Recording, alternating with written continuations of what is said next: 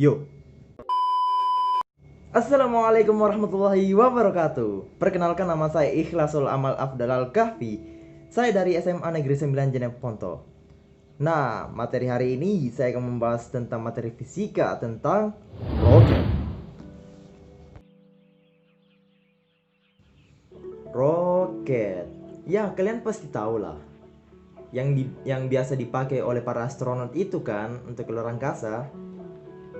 Tetapi secara bahasa, roket merupakan wahana luar angkasa, peluru kendali, ataupun kendaraan terbang yang mendapatkan dorongan dari reaksi roket terhadap keluarnya secara cepat bahan fluida dari keluaran mesin roket.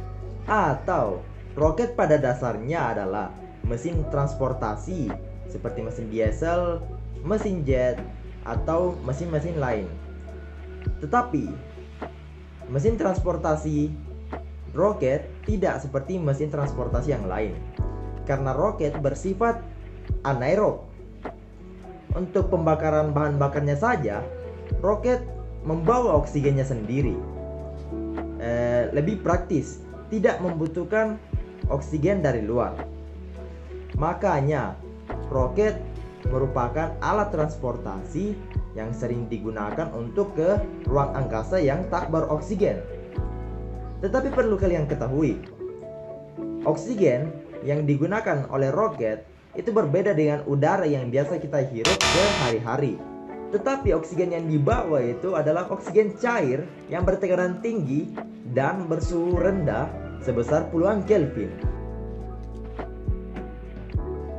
Roket bermula untuk penggunaan militer dan rekreasi pada abad ke-13.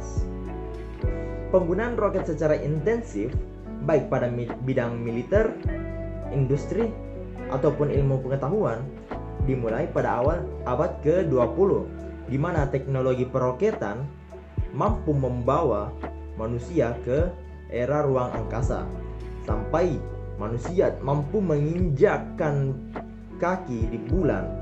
Hayo lo, siapa manusia yang pertama kali menginjakkan kakinya di bulan? Kalau kalian tidak tahu, parah sih. Pasti Neil Armstrong. Ya, dia adalah Neil Armstrong, laki-laki asal Ohio, Amerika Serikat, yang lahir pada tanggal 5 Agustus 1930 dan meninggal pada tanggal 25 Agustus 2012.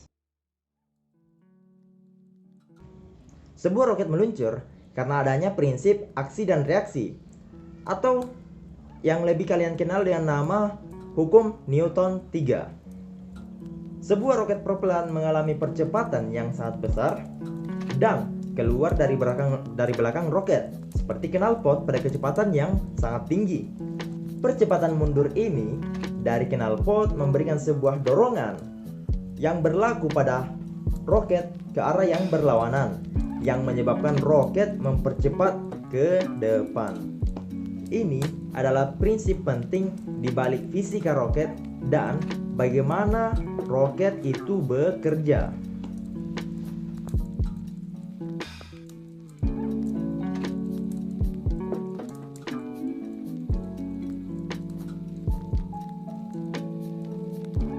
Sebuah roket yang bergerak di angkasa tidak memiliki jalan atau rel untuk mendorong dirinya sendiri, sehingga sumber propulsi atau daya dorong roket tersebut pastilah bukan sesuatu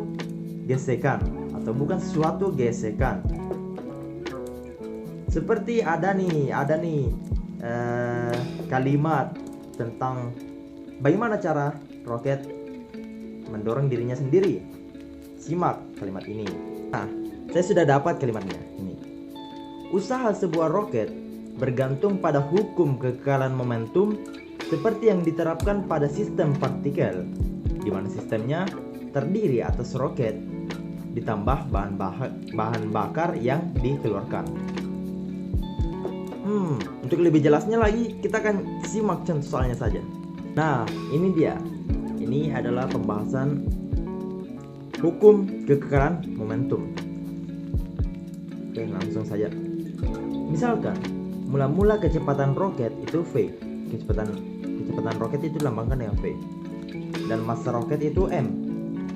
Roket menyemburkan gas sejumlah delta M, sehingga kecepatan bertambah menjadi V ditambah delta V.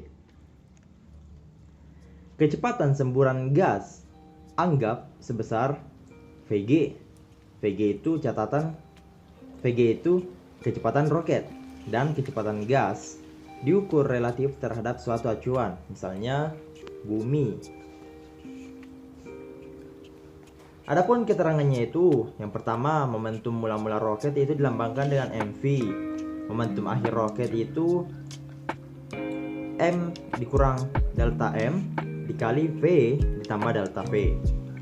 Sedangkan momentum gas itu minus delta m kali v atau vg atau kecepatan gas. Setelah itu, jika gravitasi diabaikan, maka besarnya pertambahan kecepatan delta V adalah P awal sama dengan P akhir, di mana momentum mula-mula sama dengan momentum akhir roket, atau M dikurang delta M dikali V ditambah delta V dengan dikurang delta M kali kecepatan gas.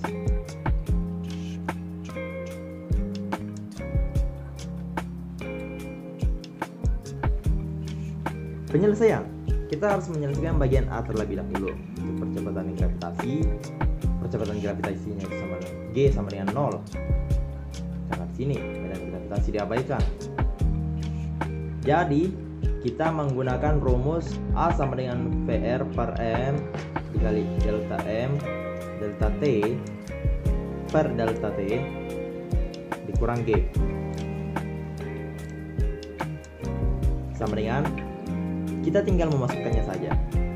VR 2000 meter per sekon, M nya yaitu 1000 ton atau 1 dikali 10 pangkat 6 dikali 14.000 dikurang 0, karena G sama dengan 0, sama dengan 28 meter per sekon pangkat 2.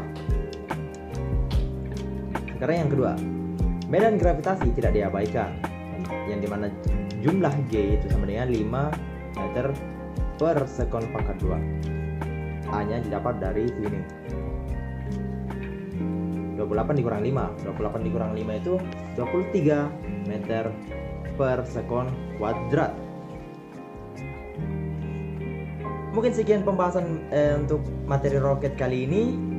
Semoga bermanfaat, dan apabila sangat bermanfaat, jangan lupa like, share, dan tidak bercanda kalau bercanda. Oke, dadah. Assalamualaikum warahmatullahi wabarakatuh.